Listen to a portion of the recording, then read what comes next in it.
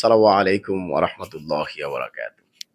একদিন এক স্কুলের প্রধান শিক্ষক ওনার বিদায় অনুষ্ঠানে সকল শিক্ষার্থীদের উদ্দেশ্যে একটি বড় সাদা কাগজের মধ্যখানে একটি বৃত্ত অঙ্কন করে সকলের সামনে প্রদর্শন করে প্রশ্ন করলেন, তোমরা এখানে কি দেখতে পাচ্ছ?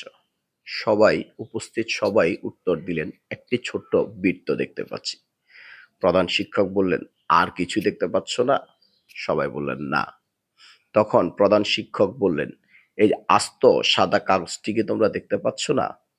আসলে আমরা আমাদের দৃষ্টিভঙ্গি যদি না বদলাই তাহলে আমরা কখনো সুখী হতে পারবো না।